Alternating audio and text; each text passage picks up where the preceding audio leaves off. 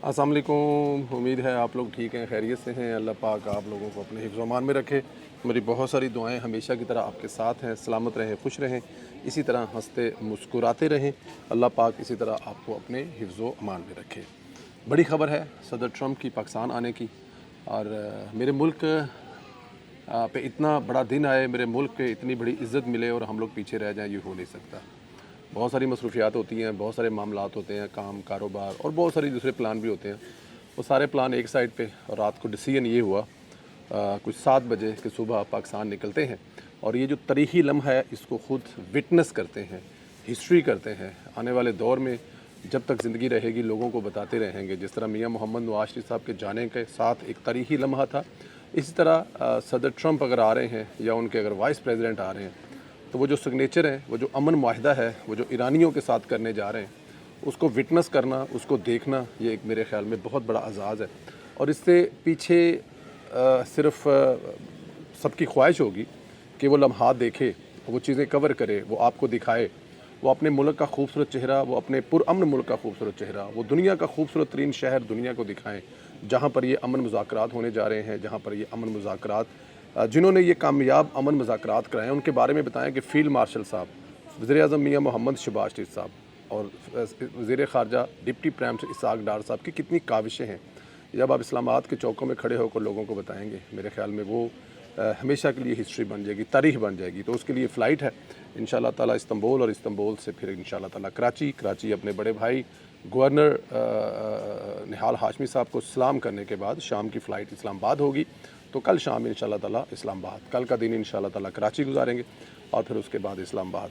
अल्लाह खैर से ये सफ़र हो, और अल्लाह खैर से वो वक़्त, वो दिन, वो लम्हा लाए जिस दिन इस तारीख़ी अमन माहदे पर पाकिस्तान में सिग्नेचर होंगे और पूरी दुनिया में पाकिस्तान का पॉजिटिव चेहरा जाएगा। जो काम दुनिया में कोई मुल्क न कर सका, जो दुनिया में कोई सदर न कर सका, वज़ीर न कर सका, कोई आर्मी चीफ़ न कर सका, वो किया पाकिस्तान के इन बहादुर बेटों ने। आ जाए जी, सदर ट्रंप ने कल बड़ी ख़बर जो दी है, उसके बाद ये सारी चीज़ें जो हैं बड़ी तेज़ी से चेंज हो रहे हैं कि अगर ईरान में डील हो जाती है तो वो साइन करने ख़ुद पाकिस्तान आएंगे। इस खबर के आने के बाद एक अलग सी बेचैनी फैल गई। आलमी मीडिया ने पाकिस्तान का रुख कर लिया। पाकिस्तान फिर आलमी सफारतकारी का मरकज़ बनने जा रहा है, क्योंकि आइंदा चंद दिनों में मुज़ाकरात का फ़ाइनल राउंड शुरू होने जा रहा है।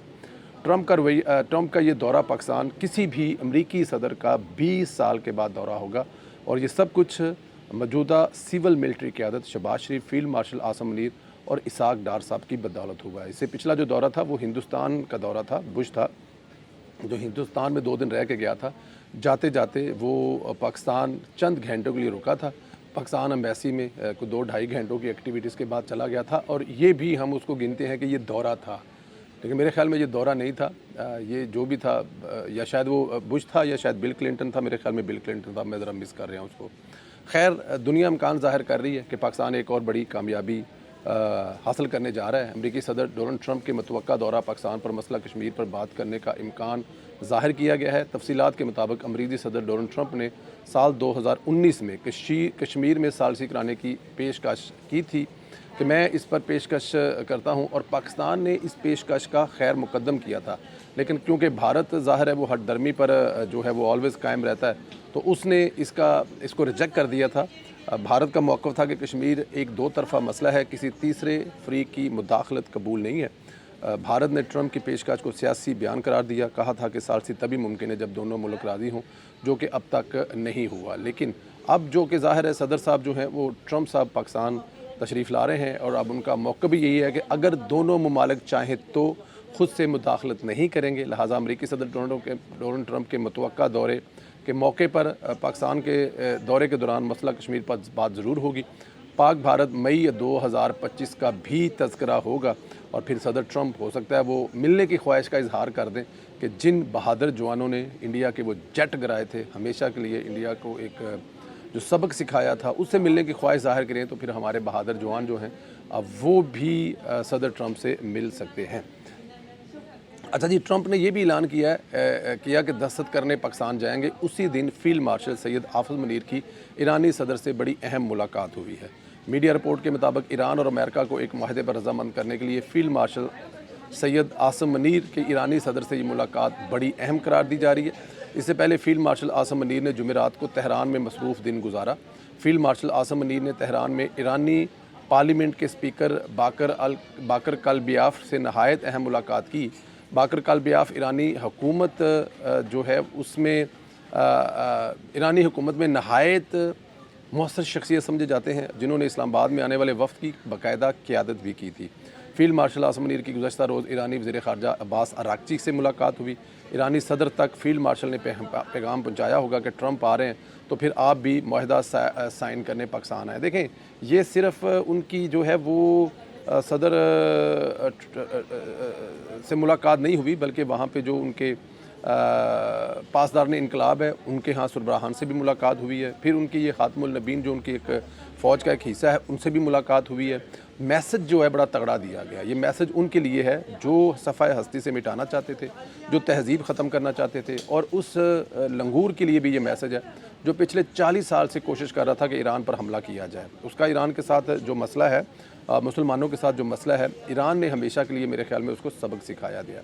तो वहाँ पर जाकर फ़ील्ड मार्शल सैयद हाफ़िज़ मनीर साहब का रहना, पूरा दिन गुजारना, रात गुजारना एक ऐसे मुल्क में जिस पर दुनिया के 2 ताकतवर तरीन मुल्कों ने जंग मुसल्लत की हुई है, फिर उसकी एयर स्पेस यूज़ करना, फिर वहाँ की फ़ौज के साथ खड़े होना, बल्कि फ़ौज के हर हिस्से के साथ खड़े होना, ये मेरे ख़्याल में नेतन्याहू को एक तगड़ा मैसेज है। ख्वाजा आसिफ की ट्वीट के बाद वो देख तो रहा होगा हाथ लगा लगा कर कि ये हो क्या गया है कि फ़ील्ड मार्शल जो कि इस वक्त ख़ित्ते का ताकतवर तरीन शख्स बनकर सामने आया है, जिसने पहले हिंदुस्तान को सबक सिखाया और फिर उसके बाद जो है वो ईरान जंग में, अमेरिका ईरान जंग में जो अहम किरदार अदा किया, इसकी गवाहियाँ CNN दे रहा है, इसकी गवाही BBC दे रहा है, इसकी गवाही अल जज़ीरा दे रहा है, और दुनिया का हर बड़ा चैनल दे रहा है, दुनिया का हर बड़ा तज्ज़िया नगार दे रहा है, दुनिया का हर बड़ा डिफेंस पर जो एनालाइज़ करने वाले हैं वो दे रहे हैं।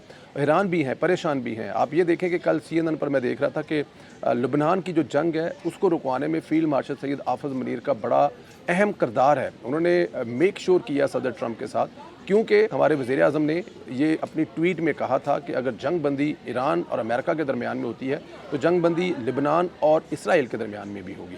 और वो CNN के रिपोर्टर बता रहे थे कि फ़ील्ड मार्शल इतना ताकतवर शख्सियत है कि उन्होंने ट्रंप से कहकर नेतन्याहू को शटअप की कॉल दवाई है और आज वहाँ पर भी अमन है। तो फ़ील्ड मार्शल का इस वक्त ईरान में होना ये एक इस बात की निशानी है कि हम ईरान के साथ खड़े हैं, और उन लोगों के मुंह पर भी चपेट है जिनको ईरान की ज़्यादा फ़िक्र थी पाकिस्तान से, जिनको ईरान की ज़्यादा फ़िक्र थी फ़ील्ड मार्शल से, जिनको ईरान की ज़्यादा फ़िक्र थी अफवाज पाकिस्तान और हुकूमत पाकिस्तान से, उन लोगों को भी मेरे ख्याल में ये समझ आ गई है। वज़ीर-ए-आज़म शहबाज शरीफ अमन मिशन के तीसरे मरहले पर तुर्किया के शहर अंतालिया में कल रात को जो है वो पहुँच गए थे। वज़ीर-ए-आज़म आज 5वीं अंतालिया डिप्लोमेसी फ़ोरम में शिरकत करेंगे। फ़ोरम के दौरान वज़ीर-ए-आज़म फ़ोरम में पाकिस्तान का नुक्ता नज़र पेश करने के लिए लीडर पैनल्स में शिरकत करेंगे।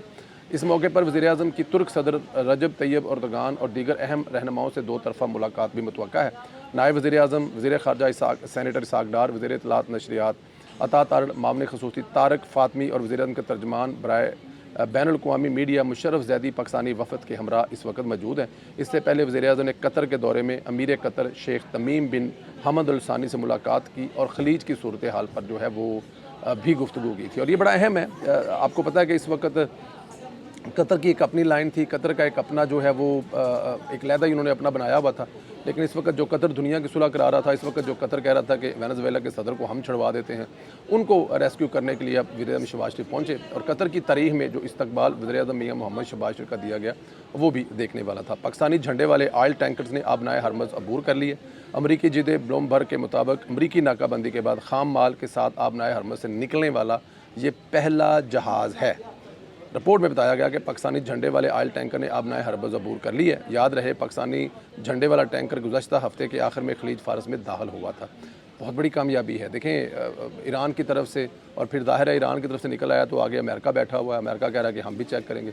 अमेरिका ने लहदा ही एक मतलब कह देते अपना कट्टा खोले आया है। तो ये दोनों के दरमियान में से यूँ होकर गुजरना आंखों का तारा बना हुआ है। जहाँ पर ग्रीन पाकिस्तानी पासपोर्ट या ग्रीन पाकिस्तानी, आज मैं भी पाकिस्तानी पासपोर्ट वहाँ आगे लंघ जाना है जी, पिछला हाँ वहाँ आगे आ गया, मैं पाकिस्तान जा रहा है, अगों भी वहाँ आगे लंघ जाना है जी। वो लुकाना जोड़ा है ना हुण हर जगह पर वहाया जा रहा है कि हर जगह पर इनू वहाना चाहिए और वहाया जा रहा है।